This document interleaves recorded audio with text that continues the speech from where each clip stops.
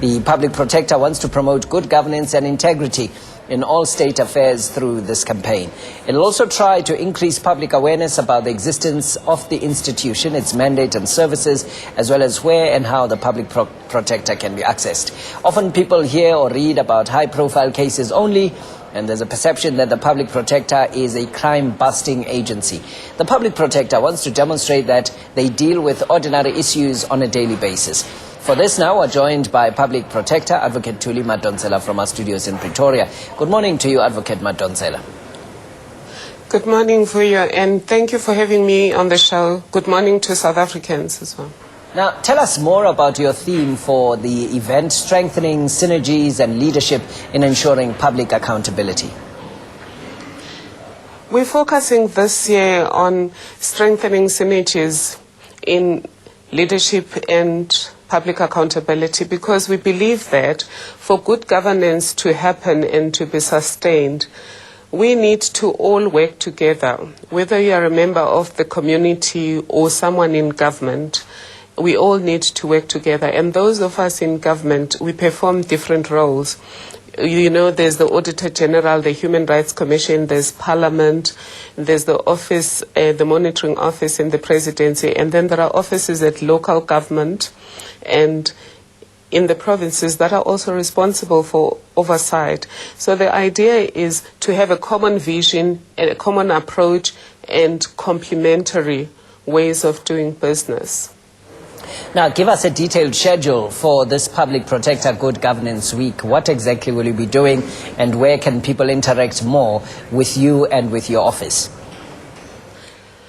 We kickstart today with an outreach program at Marabastad taxi rank, which has already started now. From here, I'm going to go there. We will be there until 8 this morning, telling people about what is the Public Protector, what services does it provide, how can you work with this office, and then we'll be taking complaints at Marabastad. Then we have a conference between today and tomorrow at the CSIR in Pretoria. It's on good governance. And then on Wednesday, we're going to do spot checks at various service points. Say SASA, for example, we can just show up at any place or at a hospital. And then on Thursday, we are going to be at the university at TUT, where I'm going to give a public lecture, but other members of my team will be going to universities and schools throughout the country, talking to learners about what is this office and how can it help them. On Friday, we're going to traditional places where we will meet with people in the villages who operate under chiefs, and we will tell them about the office and collect their complaints. On Saturday, we are going to malls so that the people who work can also be accessed, and we will tell people again about what is the office, what does it do, and collect complaints. Now, why do you think that the public has this perception that you only investigate high-profile cases? The main problem is that the media takes an interest in high-profile cases, and I do sincerely appreciate the fact that the media has an interest in our office, but I suppose from the media's angle, they look at high impact and therefore high profile cases, whereas for us, 95% of the cases we do are ordinary people's cases. And in any event, the architects of our constitution primarily created this office for the ordinary person so that instead of going to court when they've been wronged by someone in government, they could be able to have this voice that will help them to get an answer and to get redress if they've been wronged, without paying money and without going through a long period of time. Now, what has been the response from the ordinary public that you have assisted? The response is always overwhelming, and that's what gives a joy to the team and drives the team. People are always sending us back texts, emails, and telephone calls, and sometimes letters to say, oh, thank you. Just a week or so ago, I got a letter from a text from a complainant who had been trying to claim her UIF for the last 4 years. And eventually my office assisted when the UIF, the Unemployment Insurance Fund, had said no, she was not qualified because she applied late, whereas they had lost her application form. So we're able to assist her.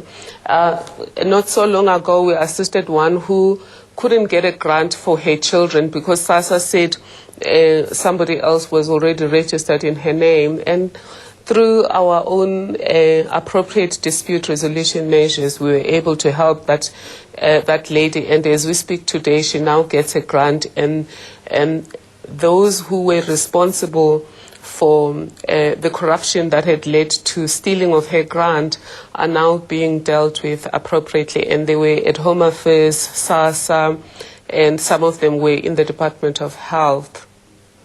Just talk a little bit about where people can reach the public protector. Somebody listening to our conversation and looking perhaps to get in touch with your office. How can they do that? Thank you. The main channel that we encourage is the toll-free line. It's 0800 11 20 40. 0800 11 20 40. We encourage that. We also have walk-in offices across the country, 20 of them.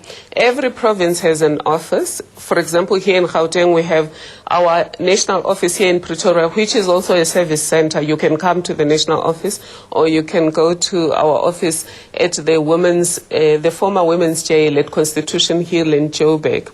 And then in all the 9 provinces, we have 1 or 2 offices. You can also write to me. You can also use our website to contact us. Okay, so it's 0800 11 20 40. That's the toll-free number that people Yes. can use primarily. Just talk a little bit about one of the high-profile cases that was reported on this past weekend, that with respect to Minister Sicelo Shikeka. What were some of your findings, in particular about the trip to Switzerland? The findings, now we're doing it again with due respect. We're going to the high-profile case.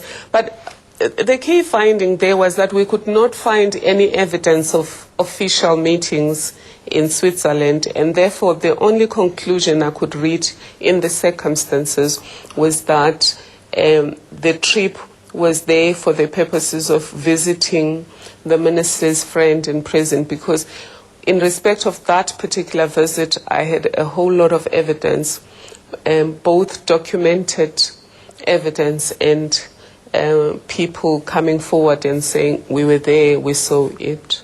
Yeah, and your Yes. your recommendation is what to the president with respect to this matter? I have requested that the president should take serious action. What that action should be is really entirely up to the president. But obviously the president would take into account the 5 findings of improper conduct, unethical conduct, and acts of dishonesty. Because it's not just Switzerland, it's Lesotho, it's the one and only, and others. And these are matters where you couldn't find perhaps responsible behavior, or you couldn't find that these are matters that were related to the minister's work in this regard? Yes, certainly, Mr. Mbuli. My team and I, we did try to look for evidence in favor of the minister, which is what we do really, because the idea is to balance. The idea is not to catch someone doing something wrong.